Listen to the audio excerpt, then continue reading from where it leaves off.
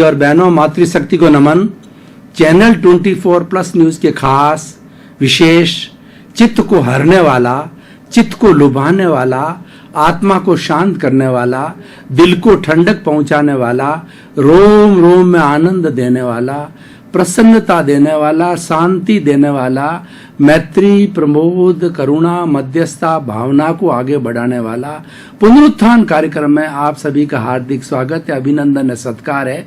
पुनरुत्थान कार्यक्रम में हम प्रतिदिन नए नए विषयों के साथ प्रवेश होते हैं और सारे विषय शोध परख बनाए जाते हैं, मल्टी डायमेंशनल बनाए जाते हैं, ताकि हर वर्ग का व्यक्ति उसको आसानी से अपने अपने जो बौद्धिक स्तर के अनुसार जो है उसको समझ सके। तो इसी क्रम के अंदर आज का हमारा एक बहुत व्यवहारिक जगत का जो विषय है, अर्जन एवं विसर्जन। भाई और बहनों, दर्शकगण, श्रोतागण, अर्जन और विसर्जन ये एक दूसरे के रेसिप्रोकल है, विरोध में है, और एक पूर्व है तो एक पश्चिम है। अर्जन का अर्थ होता है एकत्रित करना, इकट्ठा करना, कमाना और स्टोर करना। विसर्जन का अर्थ होता है कि छोड़ना, त्यागना, हटा देना। इसीलिए एक दूसरे के बीच में विरोधाभास है। अब हम देखेंगे कि किस चीज का अर्जन करें और किस चीज का विसर्जन करें। अर्जन और विसर्जन को समझने के लिए हमें दोनों जगत में जाना पड़ेगा। जो हमारा भौतिक जगत है, व्यवहारिक जगत है, लौकिक जगत है, उसको में भी अर्जन विसर्जन को समझना है। और हमारा जो भीतरी जगत है, पारलौकिक जगत है, अध्यात्म का जगत है, शांति का जगत है, आत्मा का जगत है, उस जगत में भी अर्जन और विसर्जन को समझना, ताकि संतुलन हो सके।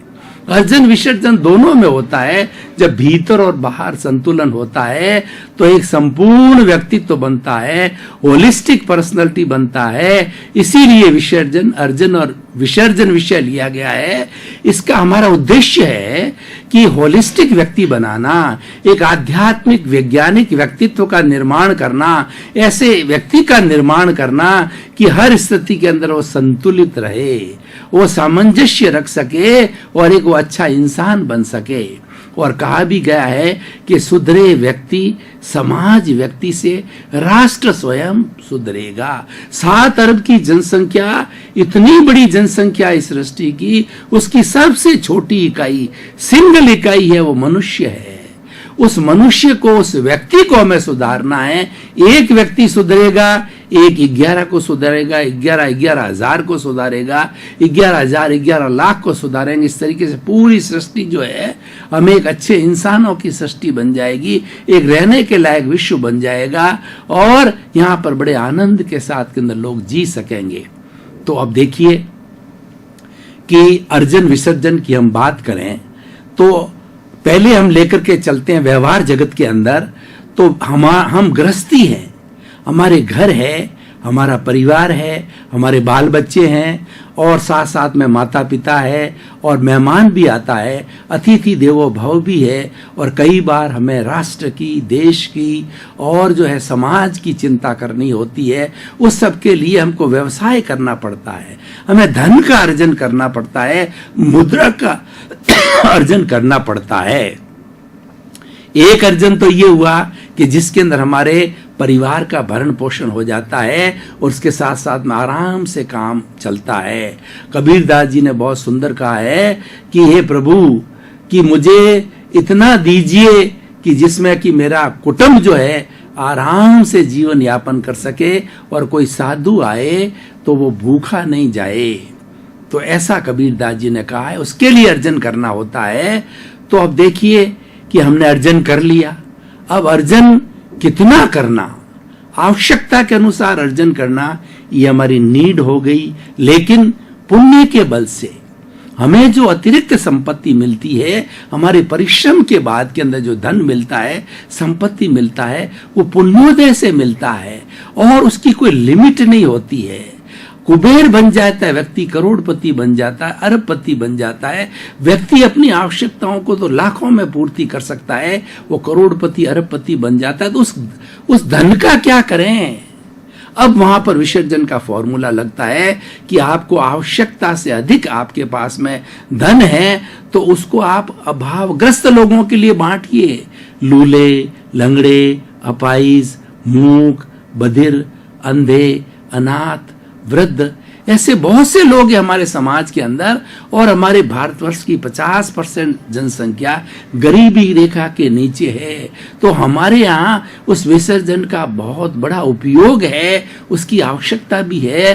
तो जो हमने धन अर्जन किया है वो हमारे भाइयों के लिए विसर्जन करना चाहिए, जिसको हम चैरिटी कहते हैं, जिसको हम परोपकार कहते हैं। ये तन के द्वारा हो सकता है, मन के द्वारा हो सकता है और धन के द्वारा होता है। 3 तरह की सेवा हमारे तन मन धन की सेवा की गई है।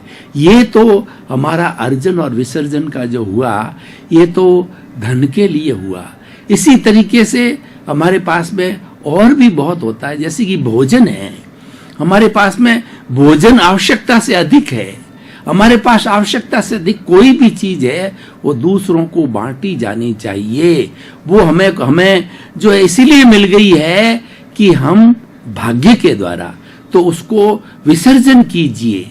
उसको विसर्जन करना जो है हमारे अभावग्रस्त लोगों के लिए बहुत उपयोगी होता है। अब मैं थोड़ा भीतरी जगत की बात करता हूं।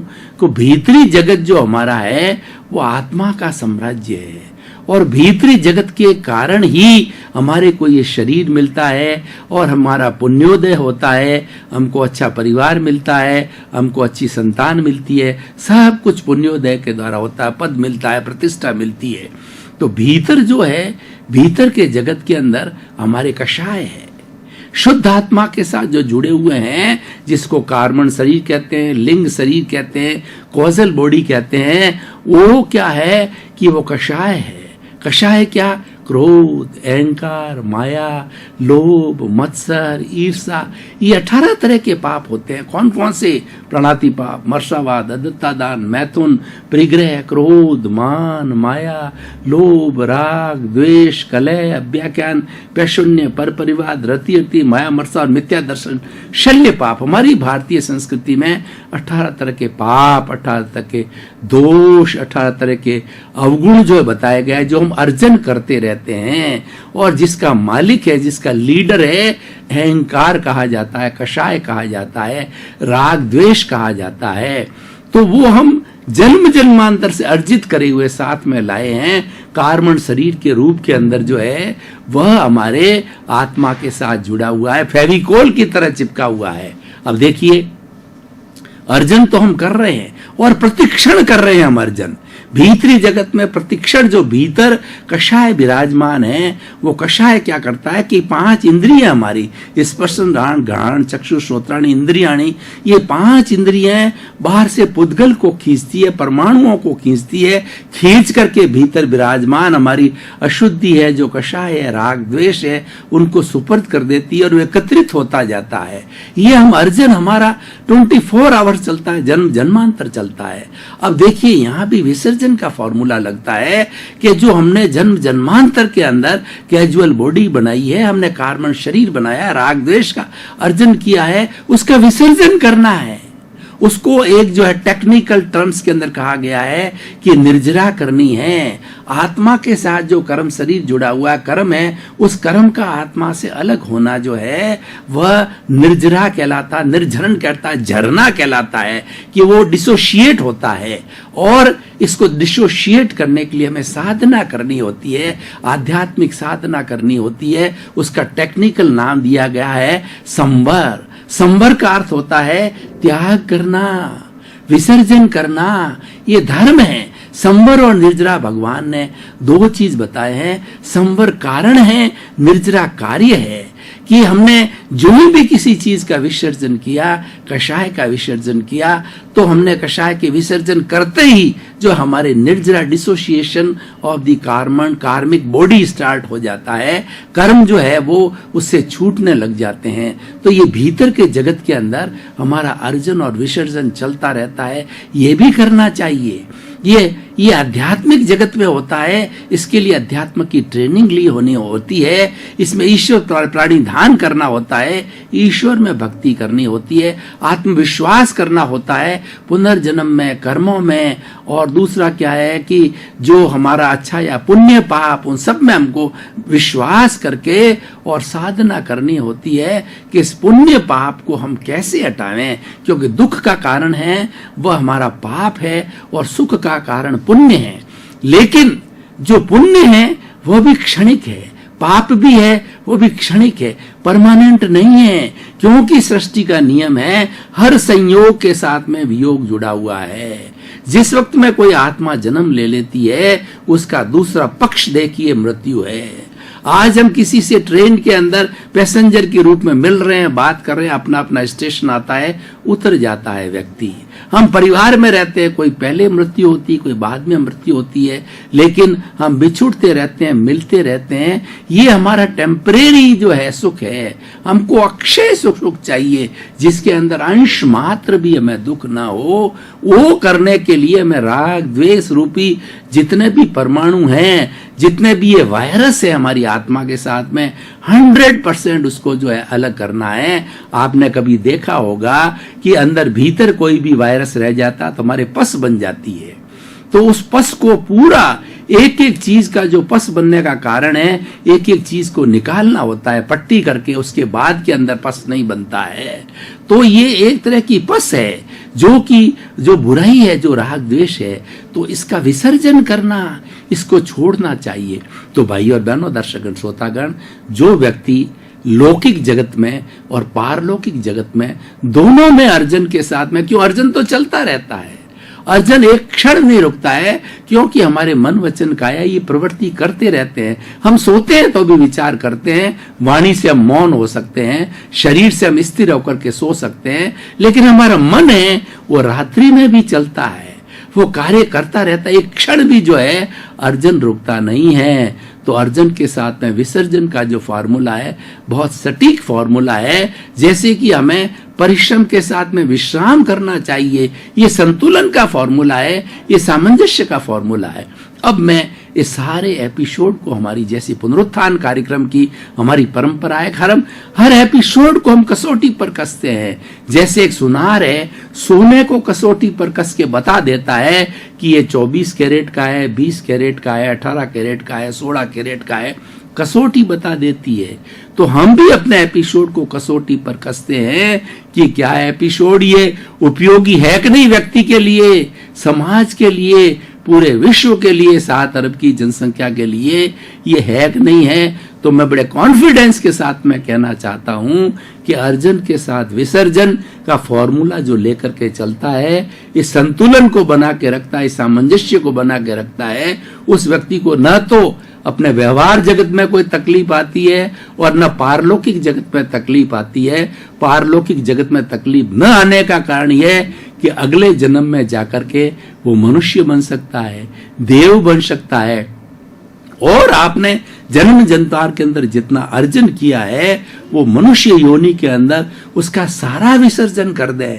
एक भी वायरस नहीं रहे, एक भी परमाणु नहीं रहे, तो ऐसी स्थिति के अंदर हमारे भीतर विराजमान शुद्ध आत्मा भगवान, उनकी कैद छूट जाती है। उनका जो कैद का समय वो छूट करके और तोता हंसा उड़ जाता है, और उड़ करके वो मोक्ष में चला जाता है। हमारी भारतीय संस्कृति की अवधारणा है कि एक बार जो आत्मा ने मोक्ष को प्राप्त कर लिया वो कभी 84 लाख जीवा योनि की चपेट में नहीं आएगी, कभी भी शरीर धारण नहीं करेगी, क्योंकि शरीर का धारण करना दुख का कारण है, और ये दुख का कारण है वो कॉजल बॉडी के कारण है, वही दुख देता है, वो कर्म है, आवरण के कारण है, जो पर्दे पड़े आत्मा के उसके कारण है। तो अर्जन और विसर्जन का फॉर्मूला बहुत ही सुंदर है। भाई और बहनों, दर्शकगण, श्रोतागण, जो बच्चा होता है उसकी प्रथम पाठशाला माँ होती है। माँ को बहुत एक शिक्षक के रूप में कार्य करना चाहिए, और माँ को जब पाठशाला का है, नहीं, सबसे बड़ा टीचर एक बच्चे के लिए उसकी माँ है, क्योंकि बच्चा अधिकतम समय बचपन के अंदर माँ के साथ गुजारता है। अगर माँ अर्जन और विसर्जन का फॉर्मूला जानती है तो वह उस बच्चे को सिखाएगी कि ये बुराइयां तो तुम्हारे अंदर भरी पड़ी है, तुम अच्छे संस्कार ले, तुम धर्म के संस्कार ले, भगवान के संस्कार ले, अच्छी पुस्तकें पढ़ो, ईश्वर प्राणिधान करो, ध्यान करो और जाके मंदिर में दर्शन करो, बड़ों को प्रणाम करो और अपनी सोच को विधायक रखो। जब इस तरीके के विचार बच्चे के अंदर कूट कूट करके बचपन के अंदर भर दिए जाते हैं तो निश्चित तौर से वह अर्जन तो चल रहा है, उसके साथ में विसर्जन का फॉर्मूला सीख लेता है। बचपन में जो चीज हमने सीखी होती है हमारे पूरे जन्म के अंदर बहुत काम आती है। आपने कई बार देखा होगा कि जब हमें समझ आ जाती है और कोई चीज पेरेंट्स के माध्यम से, टीचर के माध्यम से, गुरु के माध्यम से कोई हम शिक्षा ग्रहण कर लेते हैं तो बहुत काम आती। मैं उदाहरण देना चाहता हूं कि महात्मा गांधी बचपन में भटक गए थे, बचपन में उन्होंने बीड़ी पी, बचपन में उन्होंने शराब पिया, बचपन में उन्होंने जो है वो जो मांसाहार खाया और अपने पिताजी की पॉकेट से पैसे चुराए। लेकिन माँ के प्रति बड़ी श्रद्धा थी, उन्होंने कन्फेस किया, पुतली बाई के सामने ये कन्फेस किया कि मैंने इस तरीके की बुराइयां की है। तो माँ ने ये कहा तो मेरी कसम खा के कहे कि जीवन में ये कभी बुरा ही नहीं करेगा, ये वापस इसका सेवन नहीं करेगा। देखिए ये विसर्जन हुआ, जब बुराई का विसर्जन किया तब वो महात्मा बने और उसके साथ साथ के उन्होंने विश्व में एक रिकॉर्ड कायम किया कि अहिंसा के द्वारा भी देश को आजाद किया जा सकता है, गुलामी से छुटकारा पाया जा सकता है। ये इन्होंने सिद्ध करके दिखा दिया। इसलिए पूरे विश्व ने माना है कि उनका जन्मदिन जो 2 अक्टूबर का है वो विश्व अहिंसा दिवस के रूप में मनाया जाता है। भाई और बहनों, दर्शकगण, श्रोतागण, हम बड़े भाग्यशाली हैं कि हमने एक ऐसे देश में जन्म लिया जहां पर महात्मा गांधी, विवेकानंद और बड़े बड़े जो है संतों ने यहाँ पर जन्म लिया है। तो इस तरीके के संस्कार हमें बचपन से दिए जाते हैं और ये संस्कार आगे जाके बहुत ही अच्छे बनते हैं। अब आप देखिए, मैं 2-3 उदाहरण लेता हूं ताकि कि वो एकदम से वो अच्छे तरीके से स्पष्ट हो जाए कि एक बहुत बड़ा कुबेर सेठ है, उसका खूब अर्जन होता है, खूब व्यापार चलता है और व्यापार भी प्रामाणिकता से करता है। Honesty is the best policy. इस कारण उसके यहाँ बहुत ग्राहक आते हैं, उसकी सेल बहुत होती है, सेल के द्वारा जो है उसको बहुत प्रॉफिट मिलता है। तो ऐसे लोगों के मैं आपको नाम बताऊं, हमारे टाटा, बिड़ला, डालमिया, सिंघानिया और उसके साथ में बड़े बड़े सेठ जो आज माने हुए हिंदुस्तान के हैं वो अर्जन के साथ में विसर्जन करते हैं। आज बिड़ला जी की हाईएस्ट धर्मशालाएं, बिड़ला मंदिर बने हुए हैं, उनकी शिक्षण संस्था है, उनके हॉस्पिटल है और उनके रैन बसेरे हैं और वो कितना गरीबों के लिए करते हैं क्योंकि वो अर्जन के साथ में विसर्जन का फॉर्मूला है। एक दूसरा उदाहरण मैं देना चाहता हूं कि अभी मैंने ऑटोबायोग्राफी पढ़ी थी। बिल गेट्स विश्व का रिचेस्ट पर्सन है, उस रिचेस्ट पर्सन ने अपने जीवन के ऊपर, अपने परिवार के ऊपर बहुत नॉमिनल खर्च करते हैं। वही 50 साल पुराना बंगला, वही गाड़ी, वही पुराना फर्नीचर, यानी अपने परिवार पे न्यूनतम खर्च करके, और उनके पास कितनी संपत्ति है उनको खुद को मालूम नहीं। उसका 97-98% उन्होंने चैरिटेबल ट्रस्ट के अंदर जो डाल रखा है और वहां से वो जो है सभी के लिए काम आता है। आनंद जी, कल्याण जी की पीढ़ी हमारे जैन लोगों के अंदर जो कि सैकड़ों वर्षों से कार्य कर रही है और वो मंदिरों का निर्माण करती है, करोड़ों रुपए लगाती है मंदिरों के निर्माण की। कोई बात आती है तो आनंद जी, कल्याण जी की पीढ़ी के ऊपर संपर्क किया जाता है और उस अच्छे कार्य के लिए उनको धन तुरंत मिल जाता है क्योंकि वो अच्छा कार्य है, भगवान की भक्ति का कार्य है। उससे लोगों के अंदर सुधार होगा, लोगों में अच्छे संस्कार आएंगे, लोगों की भावना अच्छी रहेगी, लोगों की पॉजिटिव थिंकिंग अच्छी रहेगी। इसलिए भाई और बहनों, दर्शक श्रोतागण, आज मैं खास तौर से मेरे युवा बंधुओं से, भारत के 80 करोड़ युवा है, उन युवाओं से करबद्ध निवेदन करूंगा, पुनरुत्थान कार्यक्रम की तरफ से और चैनल 24 की तरफ से कि आप अर्जन के साथ विसर्जन का फॉर्मूला अपने जीवन में जब प्रथम कदम लगे आप व्यवसाय के अंदर, तभी से बना लें कि जो कुछ भी मैं अर्जन करूंगा उसका कुछ हिस्सा मैं परोपकार के अंदर, उसका कुछ हिस्सा मैं जो लोग अभावग्रस्त है उनके लिए लगाऊंगा और मदद में करूंगा। जो कुछ भी मेरे पास में टीचर है तो वो नियम बनावे कि मैं जो है कुछ टीचर्स को फ्री पढ़ाऊंगा, ट्यूशन का पैसा हर एक से लूंगा, लेकिन अभावग्रस्त को फ्री पढ़ाऊंगा। डॉक्टर को अर्जन के साथ विसर्जन का फॉर्मूला लगाना चाहिए कि मैं हर एक से फीस लेता हूं, लेकिन मुझे कोई कह देगा कि मैं गरीब हूं, देने की अवस्था में नहीं हूं, उससे फीस नहीं लेनी चाहिए, उसको दवाई फ्री देनी चाहिए। ये अर्जन के साथ विसर्जन का फॉर्मूला है। और वास्तव में हमको पता पड़ जावे कि व्यक्ति अभावग्रस्त है और उसको बेयर नीड है, किसी को अपने बच्चों की पढ़ाई के लिए नीड है, किसी को ट्रीटमेंट के लिए नीड है, किसी को अपने बेटे बेटी की शादी के लिए नीड है और उनके पास में आवश्यकता नहीं है, तो हमारा अर्जित संपत्ति, अर्जित धन है, वो उसके लिए लगाना चाहिए। उससे लगाने से हमारा अर्जन के साथ विसर्जन का फॉर्मूला लगता है और सबसे बड़ी बात, हमें सुकून मिलता है, हमको शांति मिलती है, हमको आनंद मिलता है। जो लोग अर्जन के साथ विसर्जन करते हैं, चाहे वो भौतिक जगत का हो चाहे आध्यात्मिक जगत का हो, आध्यात्मिक जगत के अंदर जो राग द्वेष का विसर्जन करके समता भाव में आते हैं, शांति में आते हैं, क्षमा में आते हैं और क्षमा मैत्री प्रमोद करुणा मध्यस्थाश्च इन भावनाओं में जाते हैं, पॉजिटिव थिंकिंग में जाते हैं, विधायक भावों में जाते हैं, उनको पूछिए तो वो कहते हैं कि धन अर्जन के अंदर, प्रतिष्ठा अर्जन के अंदर वो आनंद नहीं है जो कि इन सब चीजों का विसर्जन करने में आनंद है। विसर्जन में आनंद है, अर्जन में उतना नहीं है जितना विसर्जन में आनंद है। आप करके देखिए, आपने 1 लाख रुपया कमाया, लेकिन जो आपने आनंद की अनुभूति हुई और उसमें से 10,000 रुपया हमने किसी बेयर नीडी पर्सन के लिए उपयोग में लिया, तो हमारे रोम रोम के अंदर कितना आनंद, कितना शांति और कितना सुकून महसूस होता है कि मैंने मेरे भाई के लिए कुछ किया है और मैंने इस मनुष्य जीवन का सार निकाला है। क्योंकि ये सारी सृष्टि जो चलती है सहयोग से चलती है।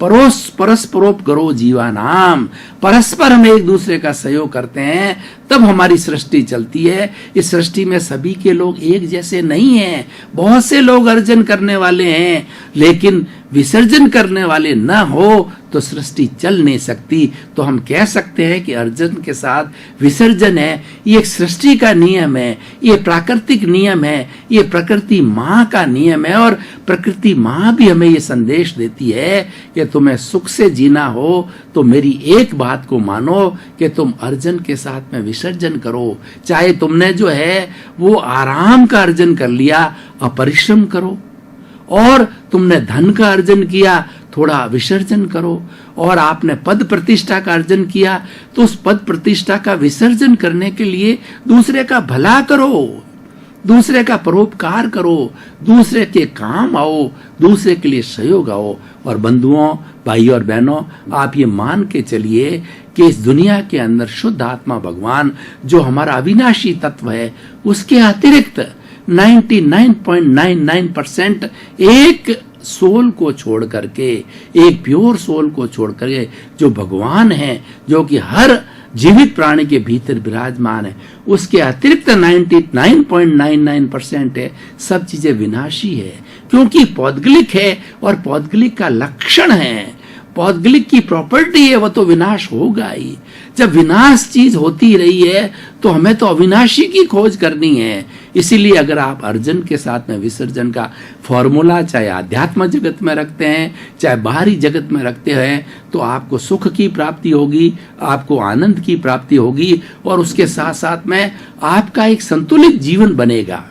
दर्शकगण, श्रोतागण, भाई और बहनों, आप पुनरुत्थान कार्यक्रम देखते रहिए। हम बड़े आत्मविश्वास के साथ में आपको भरोसा दिलाते हैं कि पुनरुत्थान कार्यक्रम में आपके उत्थान के लिए कोई न कोई विषय अवश्य मिलेगा, क्योंकि हर एपिसोड के अंदर जो बात कही जाती है व्यक्ति को सेंटर में रख के कही जाती है, व्यक्ति के कल्याण के लिए कही जाती है। सुधरे व्यक्ति समाज व्यक्ति से राष्ट्र स्वयं सुधरेगा। हम व्यक्ति को सुधारना चाहते हैं। सर्वे भवन्तु सुखिनः सर्वे भवन्तु निरामया के उद्देश्य से चलते हैं। तो इसी क्रम में आपका जीवन आनंदमय हो, मंगलमय हो और आप मनुष्य जीवन का सार निकालें। मनुष्य जीवन का सार है परोपकार। अपने परिवार के साथ साथ में दूसरे परिवारों की भलाई करना। आपका जीवन आनंदमय हो, मंगलमय हो, सुखमय हो। हमारी मंगल भावना।